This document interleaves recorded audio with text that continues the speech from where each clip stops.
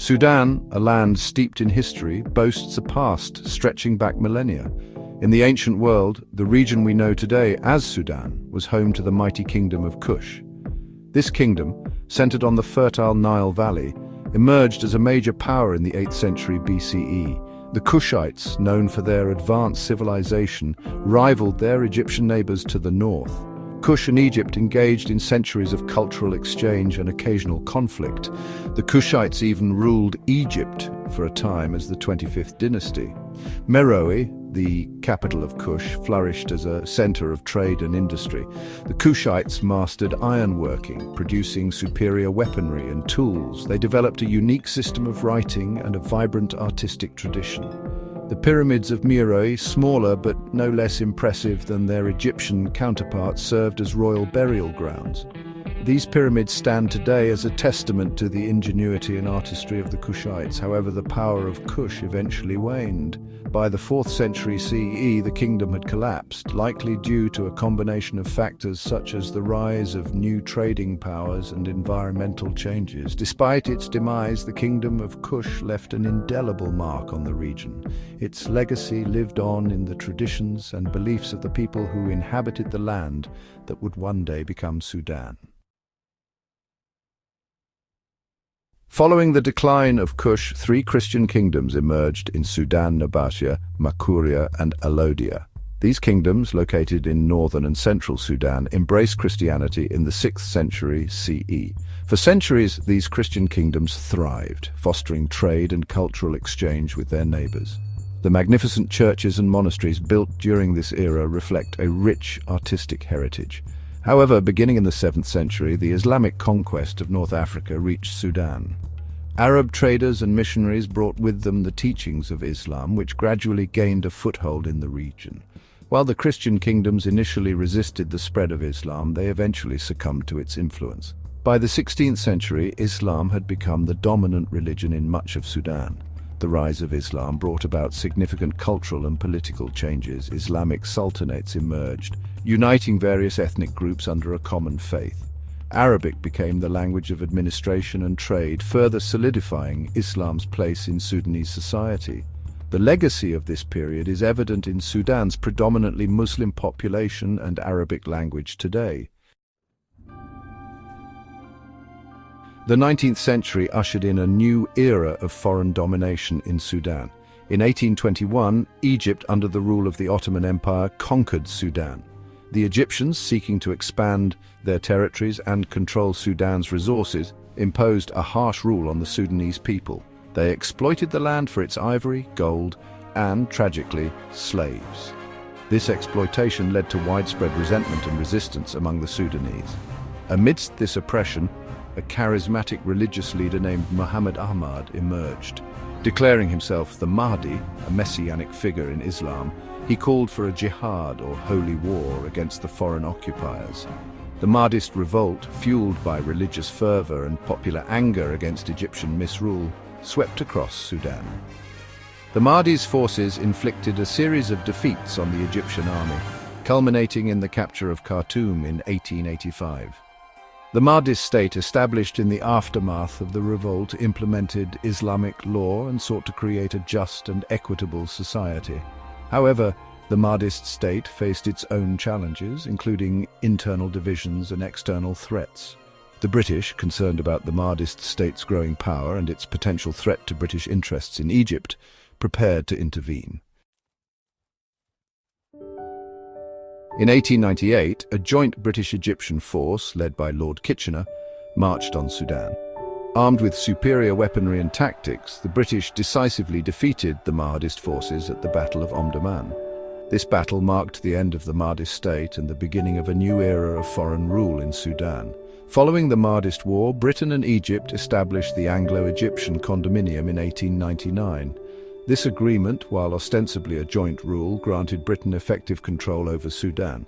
The British, eager to exploit Sudan's resources and strategic location, embarked on a program of economic development and administrative reform.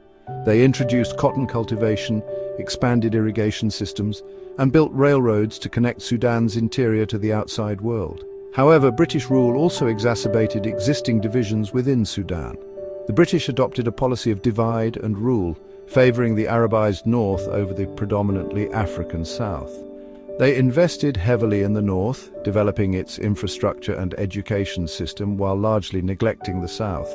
This disparity in development sowed the seeds of future conflict between the two regions. Moreover, the British administration actively discouraged interaction between North and South, further deepening the divide. They restricted the movement of people and goods between the regions and implemented separate legal systems based on Islamic law in the north and customary law in the south. This policy of segregation fostered resentment and mistrust between the two regions, creating a legacy of division that would plague Sudan for decades to come. Section 5.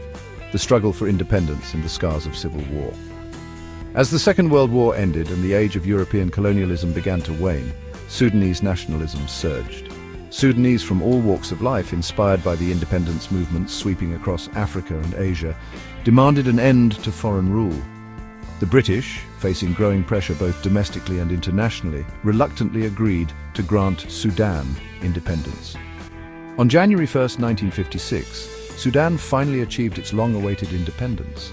However, the joy of liberation was short-lived. The legacy of British divide and rule policies, coupled with existing ethnic and religious tensions, erupted into a bloody civil war just 2 years later. The First Sudanese Civil War, lasting from 1955 to 1972, pitted the Arab-dominated north against the predominantly Christian and animist south. The Southerners, marginalized and neglected during colonial rule and fearing further oppression from the north, took up arms to fight for greater autonomy or even secession. The war, marked by brutal violence and widespread human rights abuses on both sides, claimed the lives of hundreds of thousands of people and displaced countless others. The Addis Ababa Agreement, signed in 1972, brought a temporary end to the conflict. The agreement granted the South a degree of self-rule, but it did little to address the underlying grievances that had fueled the conflict. The South remained economically and politically marginalized, and tensions continued to simmer beneath the surface.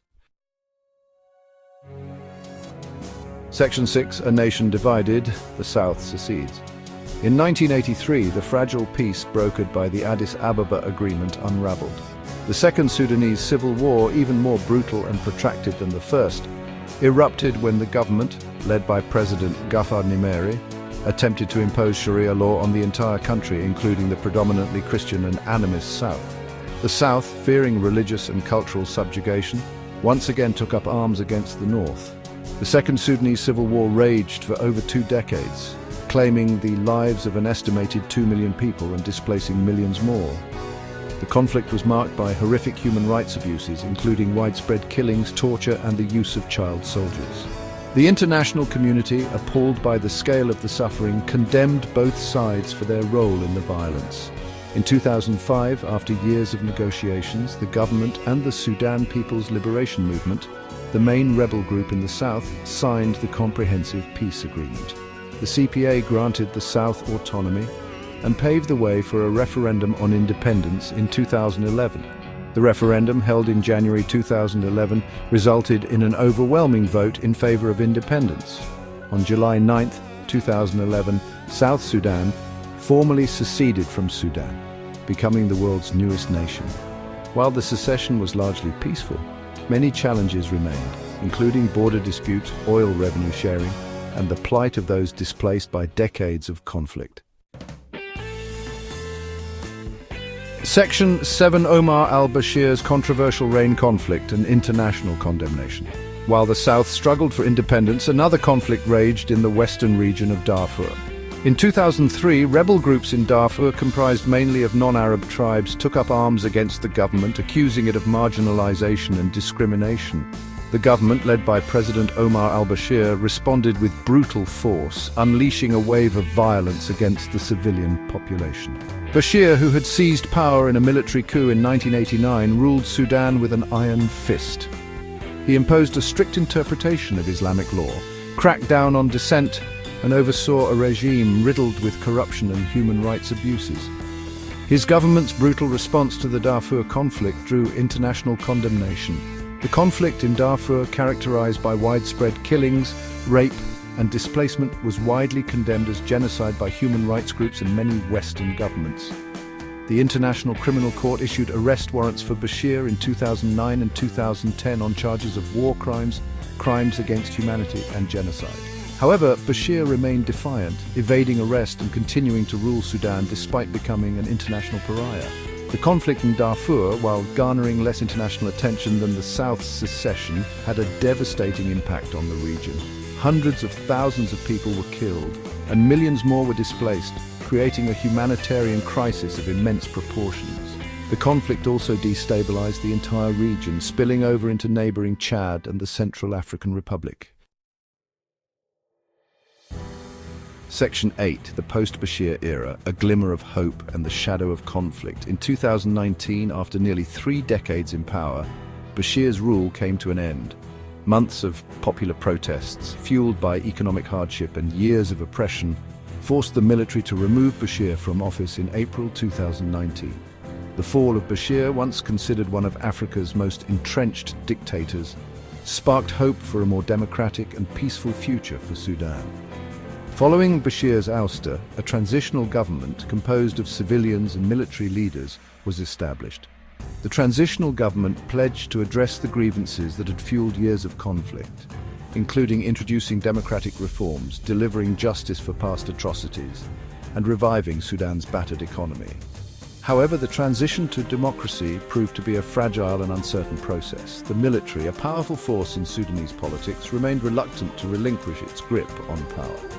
Tensions between civilian and military leaders within the transitional government persisted, threatening to derail the transition process. In October 2021, these tensions culminated in a military coup that ousted the civilian-led government. The coup, led by General Abdel Fattah al-Burhan, raised fears of a return to authoritarian rule and sparked widespread international condemnation. The African Union suspended Sudan's membership, and Western countries imposed sanctions demanding a return to civilian rule. Section 9. A future uncertain. Sudan's ongoing challenges. As of 2025, Sudan remains mired in a state of political turmoil and humanitarian crisis. The military coup in 2021 plunged the country back into uncertainty, dashing hopes for a swift transition to democracy. The conflict in Darfur, though less intense than in previous years, continues to simmer, displacing communities and hindering development. The humanitarian situation in Sudan is dire. The combined effects of conflict, economic collapse, and climate change have left millions of people in need of humanitarian assistance. Food insecurity is widespread, and the healthcare system is on the brink of collapse. The COVID-19 pandemic further exacerbated these challenges, straining Sudan's already limited resources. The international community, while providing some aid, has struggled to find effective solutions to Sudan's complex and interconnected challenges. The lack of political will among Sudanese leaders to compromise and implement meaningful reforms has hampered efforts to address the root causes of conflict and instability. Sudan stands at a crossroads. The country possesses immense potential with its vast natural resources, strategic location, and resilient people. However, realizing this potential requires overcoming deeply entrenched political divisions, addressing the legacy of past atrocities, and prioritizing the needs of the Sudanese people. Until then, Sudan's future remains uncertain.